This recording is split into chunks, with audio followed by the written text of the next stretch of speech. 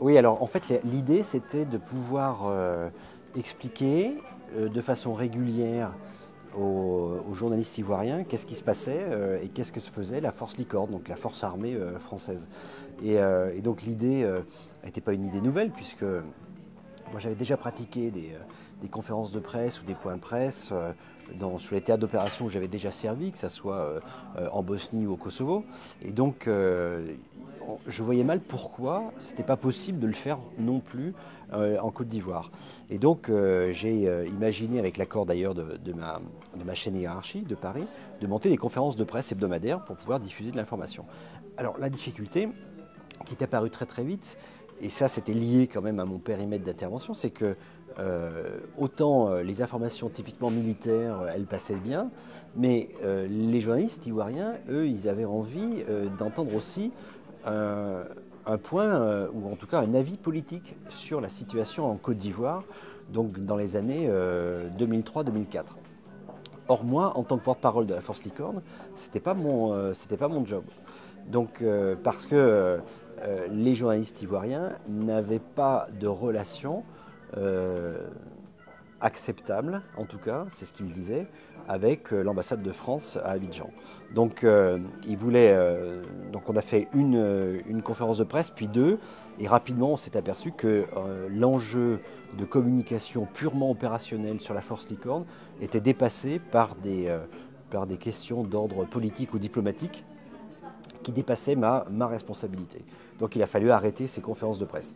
Mais en tout cas, c'était significatif d'une chose, c'est que les médias ivoiriens avaient besoin d'informations que nous n'étions pas en mesure de diffuser et qu'ils n'avaient pas. De la ligne inter-entité, on va dire, qui séparait la zone de confiance entre la partie nord et la partie sud de la Côte d'Ivoire, ça a été je veux dire, le sujet de préoccupation pendant toute l'année 2003, voire l'année 2004. Bon. Et en fait, alors là, on rentre typiquement dans les modes d'action politique. Hein. Autant militairement, on savait faire, autant en 3-4 jours, on pouvait être dans la zone nord et occuper littéralement l'ensemble du pays de la Côte d'Ivoire. Mais ça nécessitait une décision politique. Et donc, moi, je me souviens très bien qu'à l'époque, Michel Alliot-Marie, qui était la ministre de la Défense, était venue pour le 31 décembre 2003. Et, et Licorne, enfin le général qui commandait à l'époque l'opération Licorne, attendait le feu vert.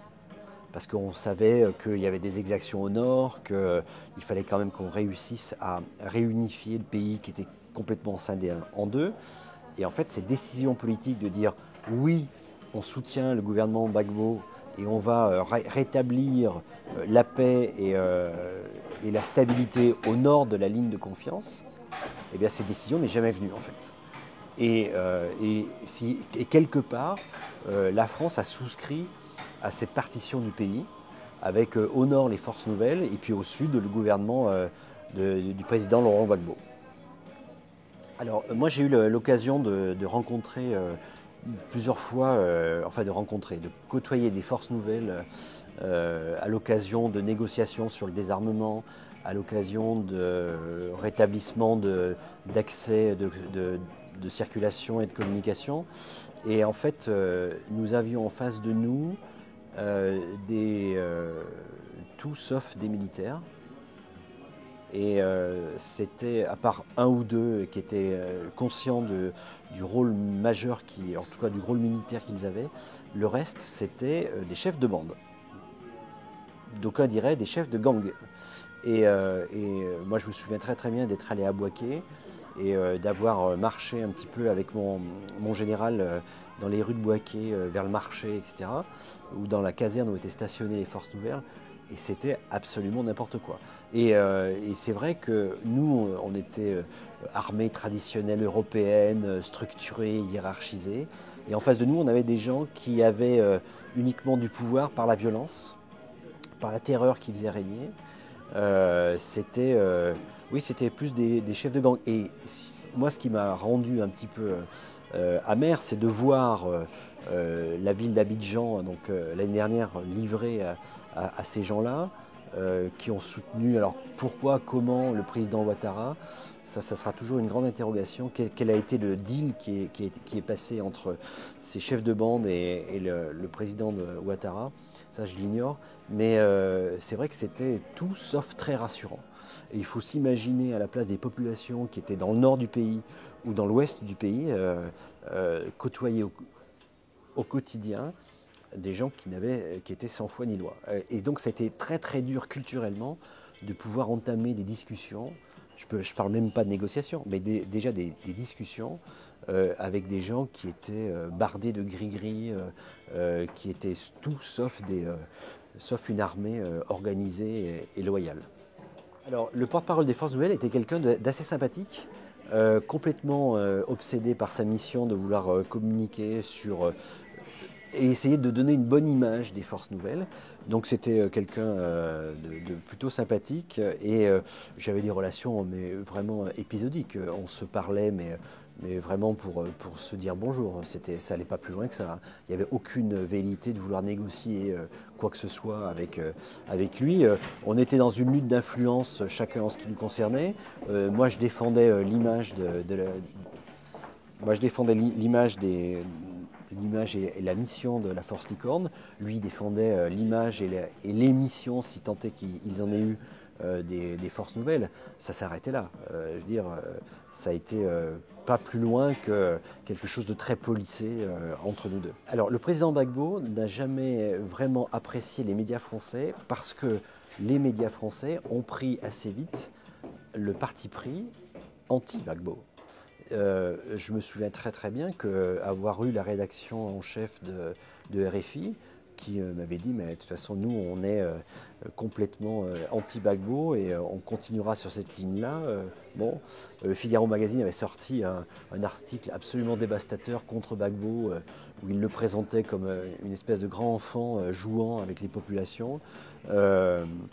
Le Monde, c'était pareil, Libération, j'en parle pas. Donc il y avait une sorte de consensus dans les médias français contre Gbagbo, médias français qui d'ailleurs étaient totalement absents de la Côte d'Ivoire. Alors à part le bureau de France 2, à part l'AFP et à part RFI, les journalistes français venaient passer 2-3 jours à Abidjan, se faisaient a priori une idée de la situation et repartaient. Mais ils n'allaient jamais dans le Nord, ils n'ont jamais rencontré les Forces Nouvelles. Enfin, c'était une vision a priori de la situation. Et ça, c'était extrêmement gênant pour ceux qui restaient en Côte d'Ivoire. Bon, la guerre, elle a peut-être même commencé avant, quand vous avez des mercenaires libériens qui arrivent en Côte d'Ivoire, quand il y a des opérations armées contre ce que les Ivoiriens appellent les corps habillés, hein, c'est-à-dire les gendarmes, les militaires du président Gbagbo. C'est une guerre qui est larvée, mais ça a tout. Alors, je ne sais pas si le nom de guerre est très approprié, mais ça en prend une nouvelle forme en tout cas. Et on était dans une situation de crise tendue pendant une dizaine d'années et qui s'est concrétisée en quelque sorte en 2010. Ça, c'est évident. Mais je veux dire, les exactions sur les populations, quel que soit le côté d'ailleurs, hein, il faut le souligner, c'est déjà un état de guerre larvée. Le problème de la zone nord, c'est qu'il n'y avait plus d'organisation administrative et qu'il était extrêmement difficile de vouloir faire comprendre aux responsables des Forces Nouvelles, Guillaume Soro en premier d'ailleurs, que si on voulait des élections démocratiques, il fallait que toute la population ait accès à ça. Mais comme les bandes armées des Forces Nouvelles avaient pillé à peu près tout ce qui représentait l'administration, toutes les autorités officielles, ben on arrivait à trouver effectivement dans le marché de Bouaké des beignets emballés dans des extraits de naissance. Et comme en plus derrière la fameuse notion d'ivoirité, c'est-à-dire que seuls ceux qui sont nés en Côte d'Ivoire vont pouvoir être identifiés comme citoyens ivoiriens, évidemment, ce n'était pas très intéressant pour les Forces Nouvelles, parce qu'on sait bien que beaucoup de Forces Nouvelles venaient du Burkina Faso, ou d'autres pays, ou du Libéria, ou du Mali. Et donc, c'était aussi le moyen, en écrasant toute forme d'administration, de semer un petit peu le désordre et la zizanie et de continuer de persévérer une instabilité chronique, militaire, sécuritaire, dans toute la moitié nord du pays. Alors la question de l'intégration des deux clans, hein, Force Nouvelle et Force Loyaliste, elle s'est posée assez vite en 2003, en fait 2002-2003, avec ce qu'on a appelé le programme DDR. Donc c'était démilitarisation, désarmement et réintégration de mémoire. Donc ça voulait dire quoi? Ça voulait dire que tout le monde va rendre ses armes et qu'on va retourner dans les casernes, qu'on va faire le point et qu'on va intégrer l'ensemble des militaires qui ont déposé leurs armes pour faire une seule armée nationale ivoirienne. Donc ça a été un échec cuisant.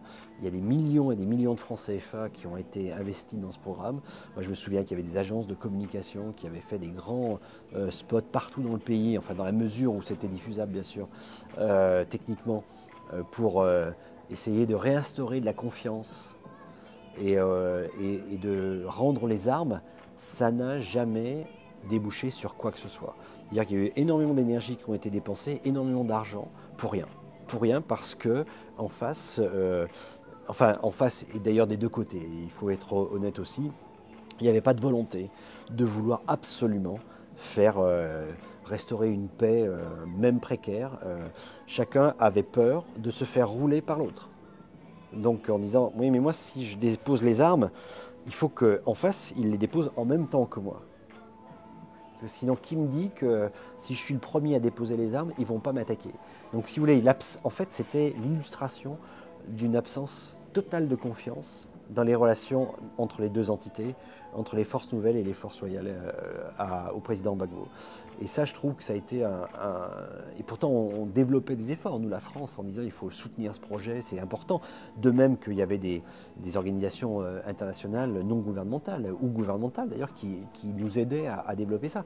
Ça n'a jamais débouché. La question de la sécurité dans la zone nord, c'était quelque chose d'impossible à voir pour nous. Même si nous avions des équipes de liaison qui essayaient de savoir un petit peu ce qui s'y passait, comme il n'y avait aucun contrôle de l'administration, enfin c'était complètement désordonné, c'était une espèce d'anarchie totale, eh bien la banque de Bouaké a été mise à sac, puis après la banque de Mans, qui se situe dans l'ouest du pays, et on s'est vu, des millions de francs CFA ont été dispersés dans la nature, et il fallait que nous parvenions à négocier avec des gens qui étaient responsables de ces mises à sac. C'est un peu compliqué. Culturellement et sur le plan éthique, c'est un petit peu difficile à accepter. Oui, c'était les bandes armées des forces nouvelles. Oui, on a toujours hésité sur le qualificatif. Oui. Est-ce que c'était des voleurs, des pilleurs, des violeurs, ou c'était des vrais combattants, quoi. Et enfin, moi, je sais que je parie et j'ai choisi. Mon avis, c'est que c'était tout sauf des combattants. Et qu'ils ont absolument mis à sac la partie nord du pays. Je me souviens très très bien d'être allé dans le nord-est de la Côte d'Ivoire, dans une ville qui s'appelle Bouna, où là c'était absolument la terreur qui régnait. Ils étaient une bande armée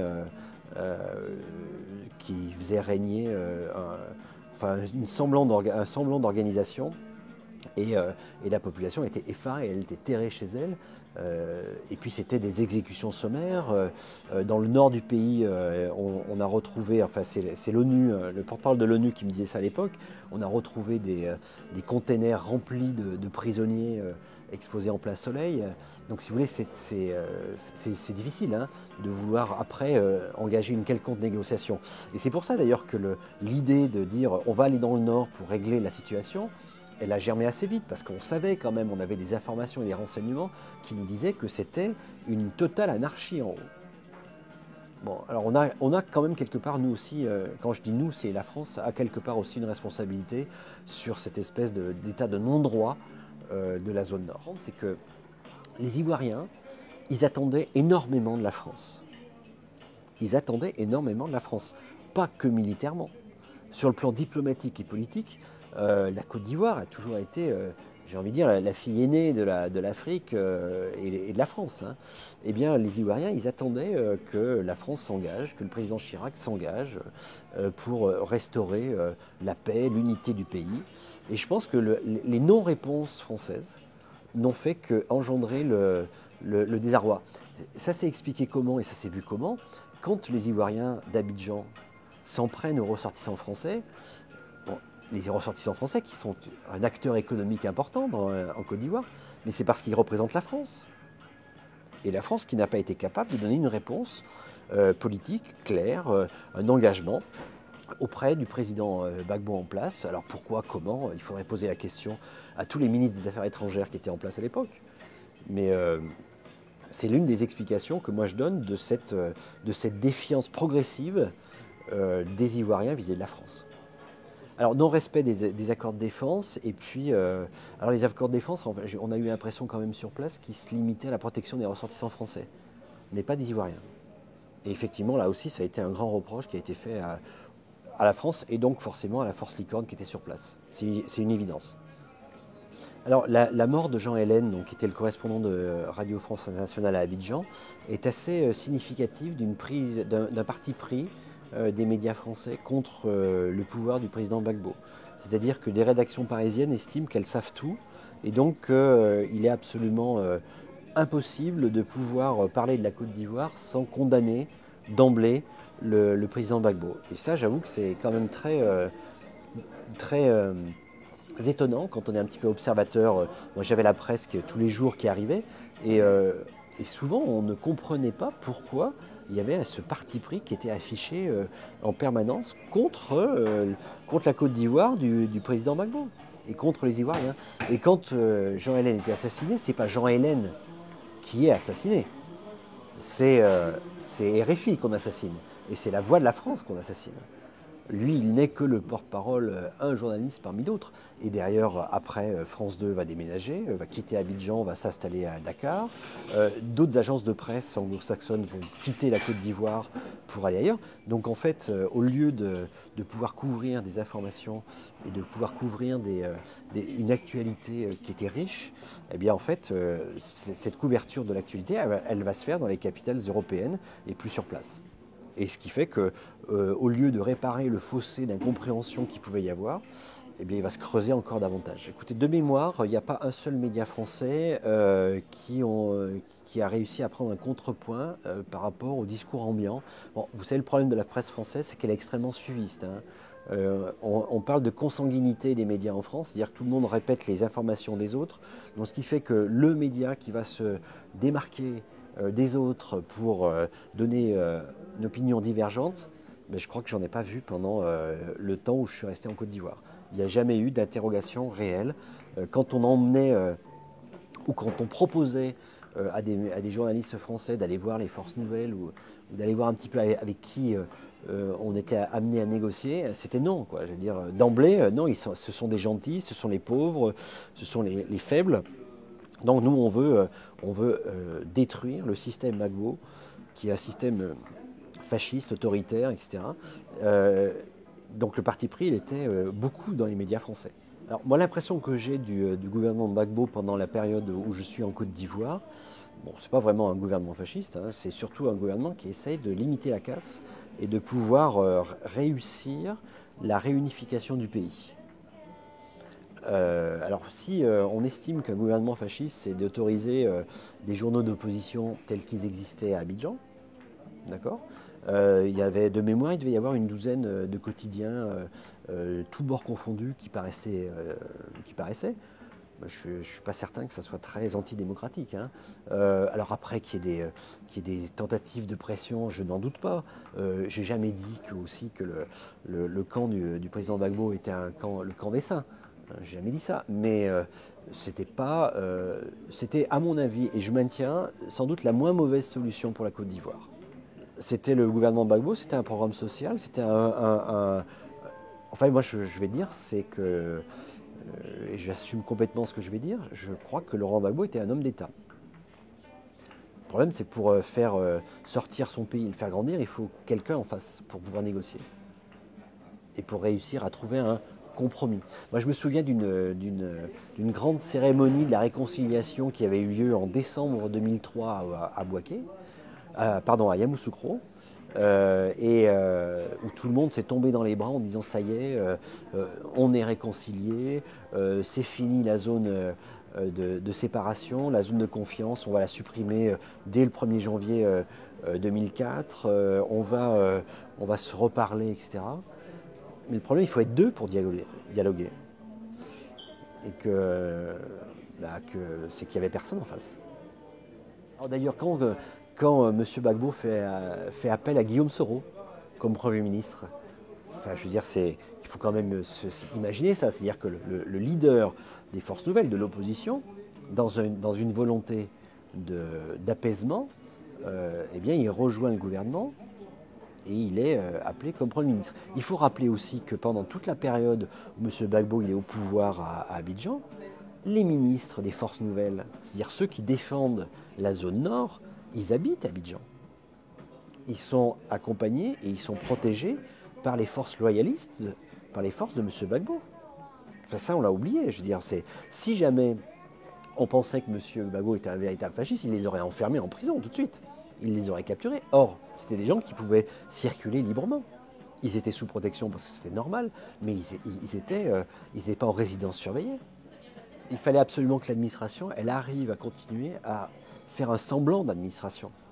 Ça, c'est évident. Mais après, moi, je dis souvent que la zone nord, c'était une zone de non-droit, une terra incognita. Pendant des semaines, on ne savait plus ce qui se passait dans le nord. C'était quand même assez inquiétant. Hein. Donc, plus de nouvelles, des familles séparées. Alors, de temps en temps, il y avait des circulations de bus qui allaient d'une zone à une autre, mais les gens, ils étaient rackettés systématiquement dès qu'ils passaient la zone de confiance. Bon, c'était compliqué et je pense sincèrement que le président Gbagbo a toujours voulu construire, en tout cas maintenir l'unité du pays. Et que c'était son objectif. Et je pense qu'il n'a pas eu d'autres objectifs politiques que ça. C'était de maintenir l'unité du pays et surtout d'éviter la partition. J'ai continué à suivre un peu les événements de Côte d'Ivoire, mais évidemment avec le lien se détend de plus en plus, et puis jusqu'aux événements de 2010 et l'arrestation. Et là, j'avoue que j'ai été quand même assez stupéfié, quoi, parce que je me disais, ça y est, les brigands sont à Abidjan, et ils ont réussi à... Enfin, quand on voit comment a été traité le président Gbagbo et son épouse, c'est quand même pas terrible. Bon, enfin, visiblement, ils ont eu l'assentiment de l'ensemble de cette fameuse communauté internationale de prendre le pouvoir à Abidjan. On verra bien ce que ça donne. C'est ça le problème, c'est le processus d'engagement. Une fois qu'on a dit quelque chose à l'occasion de négociations, c'est difficile de revenir en arrière.